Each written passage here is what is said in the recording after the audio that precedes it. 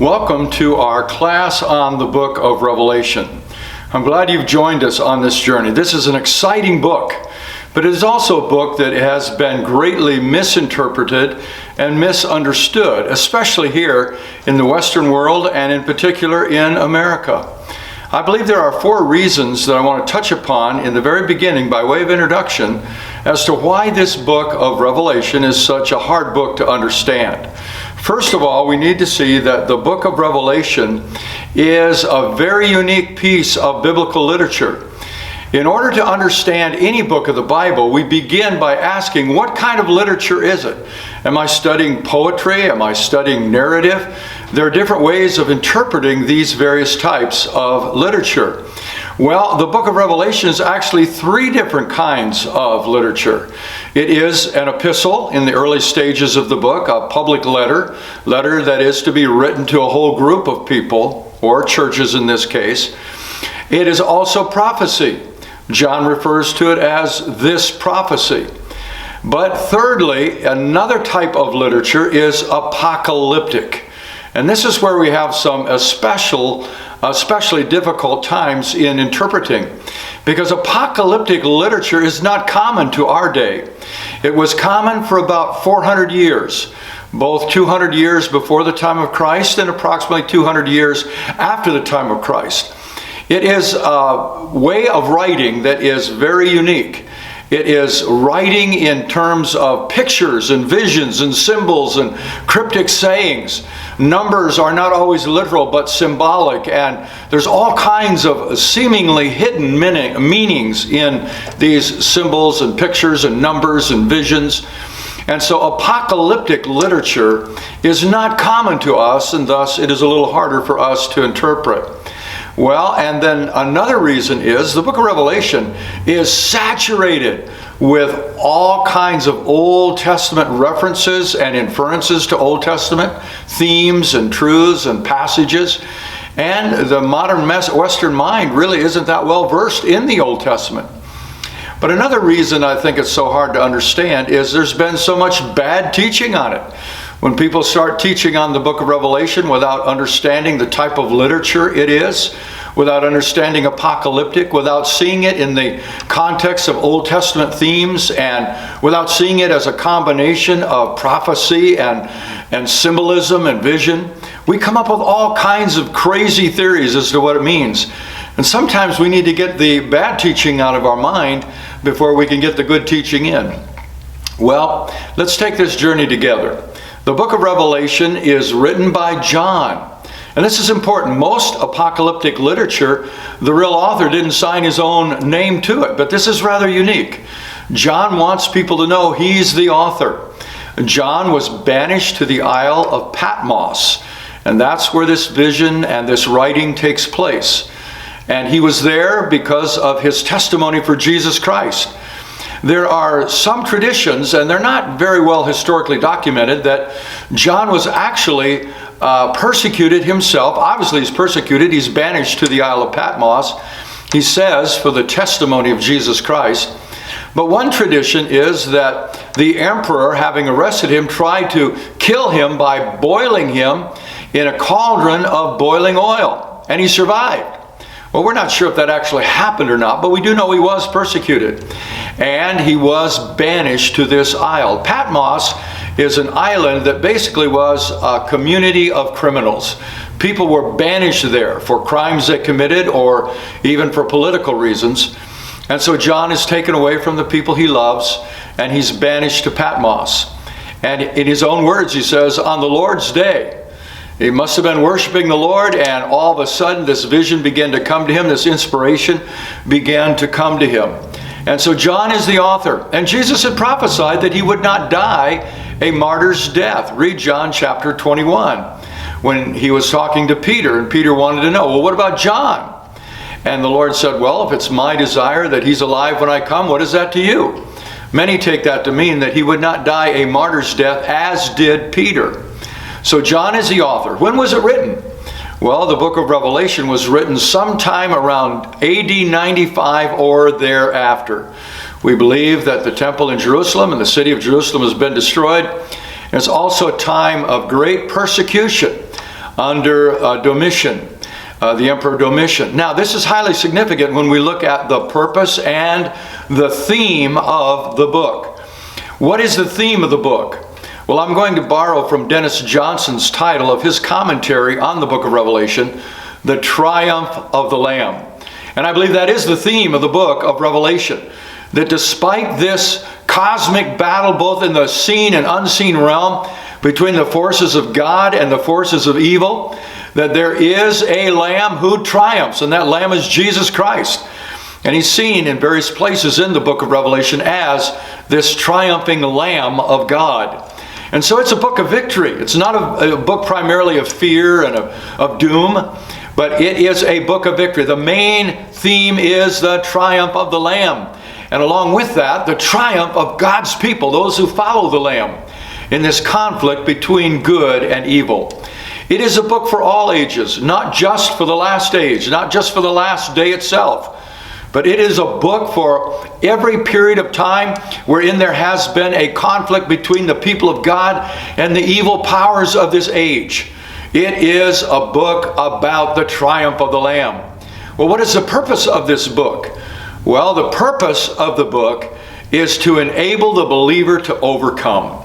Many people think the purpose of the book is so that they can have some intellectual understanding of the unfolding of end time events. That's not the main purpose of this book. The main purpose of this book can be summed up in a phrase we see many times throughout the book of Revelation: to him who overcomes. It is to enable the believer to overcome in a time of trial and conflict. And thus, the truths of this book are timeless. Wherever there is conflict, wherever there is a clashing of the kingdoms of this world against the kingdoms of God, the kingdom of darkness versus the kingdom of light, wherever there is this conflict, wherever there is this tribulation or this threshing, there this book would be appropriate to teach the believer how to overcome. And the sovereignty of God, that God wins, that the earth isn't just spinning out of control, that the devil isn't really winning, that God is still in control, that God is still on the throne. One of the major themes of this book, or pictures of this book, is the throne of God. We're constantly brought back to the throne of God, that God still reigns, God still rules. Oh, this is a book we need. In every country of the world, in every epoch of time, to all believers, we need this truth. Not just for those who will be alive in the last few years of this earth's existence, but for believers of all ages. And for those who have studied this book properly, it has indeed been a source of strength and inspiration, helping multitudes of believers to overcome throughout the centuries. And I trust that as you join me on this journey, it'll help you to overcome as well. Well, let's jump into it. Let's read the first part of the book of Revelation, chapter 1. The revelation of Jesus Christ, which God gave to him to show his servants which things must come shortly and take place. And he sent and signified it by his angel to his servant John, who bore witness to the word of God and to the testimony of Jesus Christ, and to all things that he saw. Blessed is he who reads, and those who hear the words of this prophecy, and those things which are written in it, for the time is near. Notice it said this book is a revelation of Jesus Christ. Well, that's where we get the title. Revelation, the word apocalypsis. And this word apocalypsis means to take away the veil. Or revelation. Something is hidden. Something is there. Something is present, but we can't see it. We can't perceive it. And so that veil of our hearts, that veil of our minds and our understanding is taken away so that we might see what is truly there. You see, God doesn't become any more God, and Jesus doesn't become any more triumphant than he already is. But we need to see him as he is. We need the veil taken away. And I hope that Christians will learn to study the book of Revelation, not just trying to find out who the Antichrist is. I want us to study this book to find out more about who Jesus is. This book is a revelation. Now, this type of literature I referred to earlier, apocalypsis, is the Greek word, and apocalyptic literature comes from this Greek word. It is most commonly translated revelation. Now, in the Greek language, there's such a thing as a subjective genitive, or perhaps an objective genitive. And that word revelation, is it subjective genitive or is it objective genitive? Let me explain to you the difference between the two. If you interpret that phrase, the very first phrase, the revelation of Jesus Christ, as an objective objective genitive, then what that means is Jesus is the object of a verb, of the action. In other words, Jesus is the one doing the revealing. Well, is that true? Is Jesus the one doing the revealing? Well, yes. Look at verse 1, the revelation of Jesus Christ, which God gave him to show his servants. So God gave this revelation first to Jesus so that Jesus could then give it to his servants. So it is an objective genesis, this word revelation, right here in verse 1. But it is also a subjective genitive, because subjective genitive means that the subject of the verb is what's in view. In other words, Jesus is what is being revealed. So if we say it's a subjective genitive, the word revelation, then it means Jesus is what's being revealed. It's both. Jesus is the one doing the revealing, and now Jesus is the one that's being revealed. As it were, Jesus is revealing himself through this book.